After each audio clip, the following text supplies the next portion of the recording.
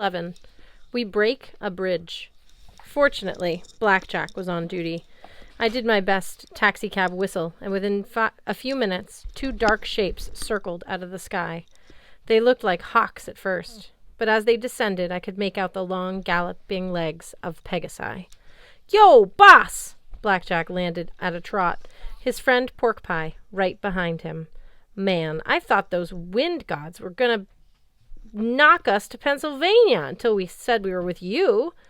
"Thanks for coming," I told him. "Hey, why do Pegasi gallop as they fly, anyway?"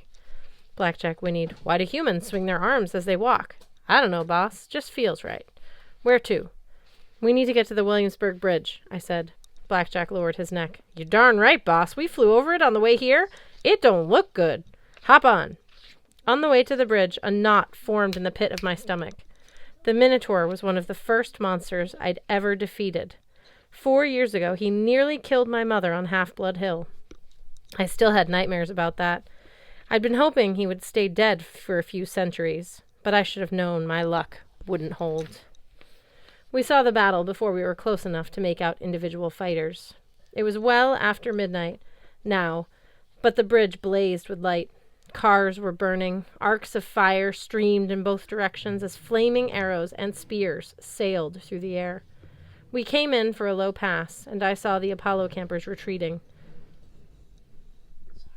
They would hide behind cars and snipe at the approaching army, setting off explosive arrows and dropping caltrops on the road, building fiery barricades wherever they could, dragging sleepy drivers out of their cars to get them out of harm's way.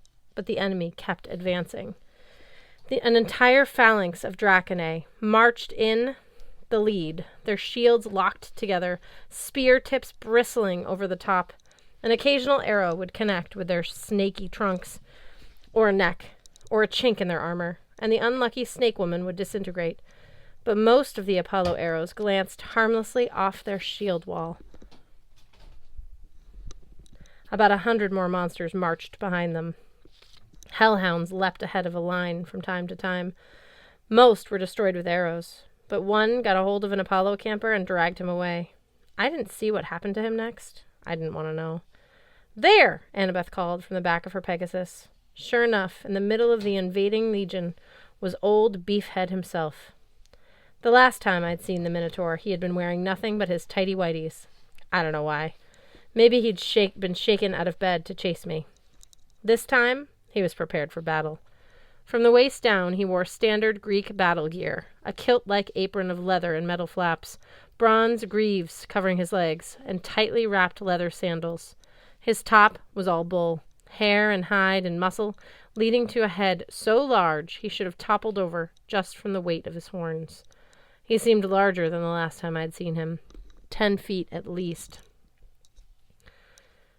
10 feet tall, at least. A double-bladed axe was strapped to his back, but he was too impatient to use it. As soon as he saw me circling overhead, or sniffed me, more likely, since his eyesight was bad, he bellowed and picked up a white limousine. "Blackjack, dive!" I yelled. "What?" the Pegasus asked. "No way! Could he? Holy horsefeed!" We were at least 100 feet up, but the limo came sailing toward us, flipping fender over fender like a 2-ton boomerang. Annabeth and Pork Pie swerved madly to the left while Blackjack tucked his wings and plunged. The limo sailed over my head, missing by maybe 2 inches. It cleared the suspension lines of the bridge and fell toward the East River. Monsters jeered and shouted, and the Minotaur picked up another car.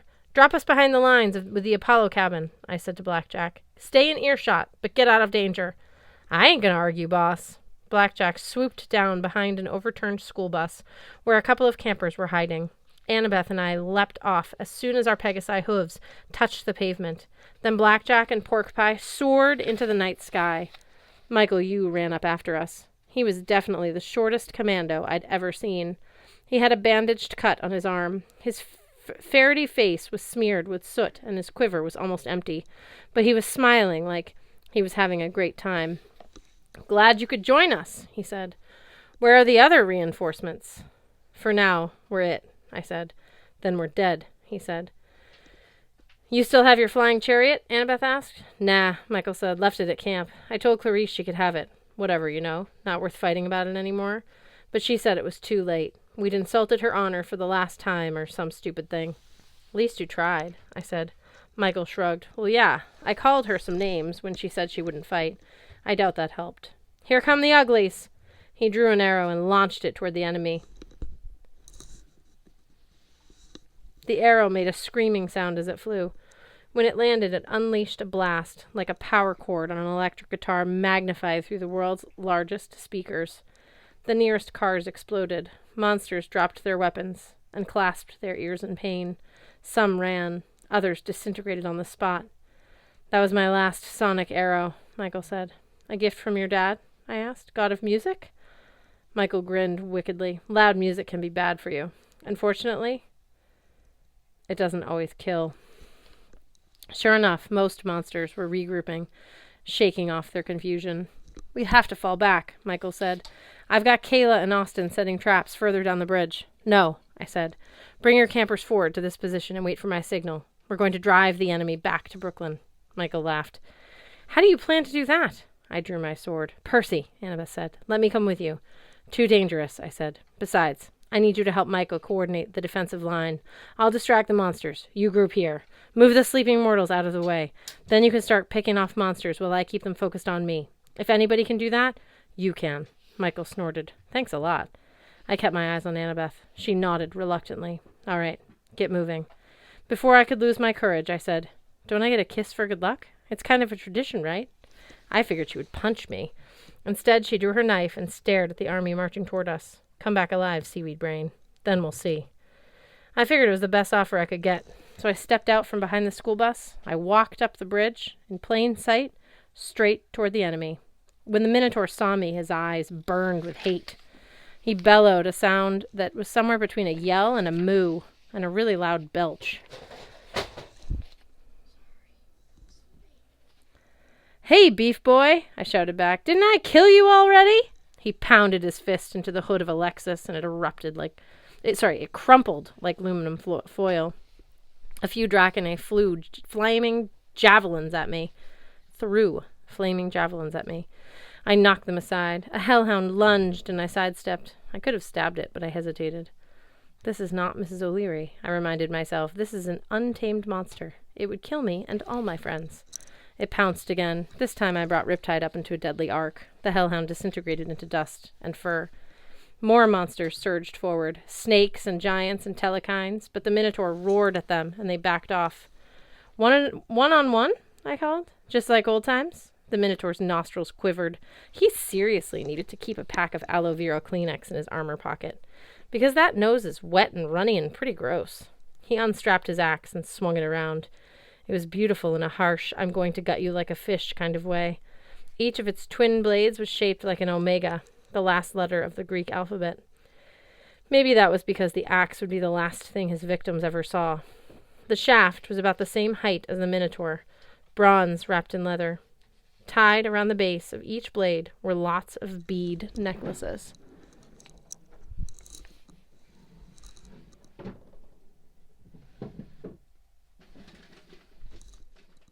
I realized they were Camp Half-Blood beads, necklaces taken from defeated demigods. I was so mad I imagined my eyes glowing just like the Minotaur's. I raised my sword. The monster army cheered for the Minotaur, but the sound died when I dodged his first swing and sliced his axe in half, right between the handholds. Moo? He grunted. Ha! I spun and kicked him in the snout. He staggered backward, trying to regain his footing, and then lowered his head to charge. He never had the chance. My sword flashed, slicing off one horn, then the other. He tried to grab me. I rolled away, picking up half of his broken axe. The other monsters backed up in stunned silence, making a circle around us. The Minotaur bellowed in rage. He was never very smart to begin with, but now his anger made him reckless. He charged me, and I ran for the edge of the bridge, breaking through a line of Draconae. The Minotaur must have smelled victory. He thought I was trying to get away. His minions cheered. At the edge of the bridge, I turned and braced the axe against the railing to receive his charge. The Minotaur didn't even slow down. Crunch. He looked down in surprise at the axe handle sprouting from his breastplate. Thanks for playing, I told him. I lifted him by his legs and tossed him over the side of the bridge. Even as he fell, he was disintegrating, turning back into dust, his essence returning to Torturus. I turned toward his army. It was now roughly 199 to 1. I did the natural thing. I charged them. You're going to ask how the invincible thing worked? If I magically dodged every weapon, or if the weapons hit me and just didn't harm me? Honestly, I don't remember. All I knew is I wasn't going to let these monsters invade my hometown. I sliced through armor like it was made of paper.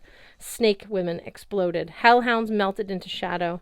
I slashed and stabbed and whirled. I might have even laughed once or twice. A crazy laugh that scared me as much as it did my enemies.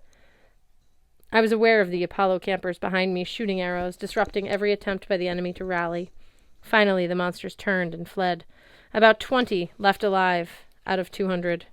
I followed the Apollo campers at my heels. Yes! Yelled Michael Yu. That's what I'm talking about! We drove them back toward the Brooklyn side of the bridge. The sky was growing pale in the east. I could see the toll stations ahead. Percy! Annabeth yelled. You've already routed them. Pull back. We're overextended. Some part of me knew she was right, but I was doing so well. I wanted to destroy every last monster. Then I saw the crowd at the base of the bridge. The retreating monsters were running straight toward their reinforcements. It was a small group, maybe 30 or 40 demigods in battle armor, mounted in skeletal horses. One of them held a purple banner with a black scythe design. The lead horseman trotted forward. He took off his helm, and I recognized Kronos himself, his eyes like molten gold. Annabeth and the Apollo campers faltered. The monsters we'd been pursuing reached the Titan's line and were absorbed into the new force. Kronos gazed in our direction. He was a quarter mile away, but I swear I could see him smile. Now, I said, we pull back. The Titan Lord's men drew their swords and charged. The hooves of their skeletal horses thundered across the pavement. Our archers shot a volley, bringing down several of the enemy, but they just kept riding. Retreat! I told my friends. I'll hold them! In a matter of seconds, they were on me. Michael and his archers tried to retreat, but Annabeth stayed right beside me, fighting with her knife and mirrored shield as we slowly backed up the bridge. Kronos' cavalry swirled around us, slashing and yelling insults. The Titan himself advanced leisurely, like he had all the time in the world, being the Lord of Time. I guess he did. I tried to wound his men, not kill. That slowed me down. But these weren't monsters. They were demigods, who'd fallen under Kronos' spell. I couldn't see faces under their battle helmets, but some of them had probably been my friends. I slashed the legs off their horses and made the skeletal mounts disintegrate. After the first few demigods took a spill, the rest figured out they better dismount and fight me on foot. Annabeth and I stayed shoulder to shoulder, facing the opposite directions. A dark shape passed over me, and I dared glance up. Blackjack and Porkpie were swooping in, kicking our enemies in the helmets and flying away like large kamikaze pigeons. We'd almost made it to the middle of the bridge when something strange happened. I felt a chill down my spine. Like the old saying about someone walking on your grave, behind me, Annabeth cried out in pain. Annabeth? I turned in time to see her fall, clutching her arm. A demigod with a bloody knife stood over her. In a flash, I understood what had happened. He had been trying to stab me. Judging from the position of his blade, he would have taken me, by sheer luck, in the small of my back, my only weak point. Annabeth had intercepted the knife by her own body. But why? She didn't know about my weak spot. No one did. I locked eyes with the enemy demigod. He wore an eye patch under his war helm. Ethan Nakamura, son of Nemesis. Somehow he'd survived the explosion on the Princess Andromeda. I slammed him in the face with my sword hilt so hard I dented his helm. Get back! I slashed the air in a wide arc, driving the rest of the demigods away from Annabeth. No one touches her. Interesting, Kronos said. He towered above me on his skeletal horse, his scythe in one hand. He studied the scene with narrowed eyes as if he could sense that I'd just come close to death, the way a wolf can smell fear. Bravely fought, Percy Jackson, he said. But it's time to surrender. Or the girl dies. Percy, don't, Annabeth groaned. Her shirt was soaked with blood. I had to get her out of here. Blackjack, I yelled. As fast as light, the Pegasus swooped down and clamped his teeth on the straps of Annabeth's armor. They soared away over the river before the enemy could even react. Kronos snarled. Someday soon I'm going to make Pegasus soup. But in the meantime, He dismounted, his scythe glistening in the dawn light. "I'll settle for another dead demigod." I met his first strike with Riptide. The impact shook the entire bridge, but I held my ground. Kronos' smile wavered. With a yell, I kicked his legs out from under him. His scythe skittered across the pavement. I stabbed downward, but he rolled aside and regained his footing. His scythe flew back to his hands. "So," he studied me, looking mildly annoyed, "you had the courage to visit the Styx. I had to pressure Luke in so many ways to convince him. If only you had supplied my host body instead. But no matter. I am still more powerful. I am a Titan." He struck the bridge with the butt of his scythe, and a wave of pure force blasted me backward. Cars went careening. Demigods, even Luke's own men, were blown off the edge of the bridge. Suspension cords whipped around, and I skidded halfway back to Manhattan. I got unsteadily to my feet. The remaining Apollo campers had almost made it to the end of the bridge, except for Michael Yu, who was perched on one of the suspension cables a few yards away from me. His last arrow was notched in his bow. "Michael, go!" I screamed. "Percy, the bridge!" he said. "It's already weak!" At first I didn't understand. Then I looked down and saw fissures in the pavement. Patches of the road were half melted by Greek fire. The bridge had taken a beating from Kronos' blast and exploding arrows. "Break it!" Michael yelled. "Use your powers!" It was a desperate thought. No way it would work. But I stabbed Riptide into the bridge. The magic blade sank to its hilt in the asphalt. Salt water shot from the crack like I'd hit a geyser. I pulled out my blade, and the fissure grew. The bridge shook and began to crumble. Chunks of the size of houses fell into the East River. Kronos' demigods cried out in alarm and scrambled backward. Some were knocked off their feet. Within a few seconds, a 50-foot chasm opened in the Williamsburg Bridge between Kronos and me. The vibrations died. Kronos' men crept to the edge and looked at the 130-foot drop into the river. I didn't feel safe, though. The suspension cables were still attached. The men could get across that way, if they were brave enough. Or maybe Kronos had a magic way to span the gap. The Titan Lord studied the problem. He looked behind him at the rising sun, then smiled across the chasm. He raised his scythe in mock salute. "Until this evening, Jackson." He mounted his horse, whirled around, and galloped back to Brooklyn, followed by his warriors. I turned to thank Michael Yu, but the words died in my throat. 20 feet away, a bow lay on the street. Its owner was nowhere to be seen. "No!" I searched the wreckage on my side of the bridge. I stared down the river. Nothing. I yelled in anger and frustration. The sound carried forever in the morning stillness. I was about to whistle for Blackjack to help me search when my mom's phone rang. The LCD display said I had a call from Finkelstein and Associates, probably a demigod calling on a borrowed phone. I picked up, hoping for good news. Of course I was wrong. "Percy," Selena Beauregard sounded like she'd been crying. "Plaza Hotel. You better come quickly, and bring a healer from Apollo's cabin. It's Annabeth."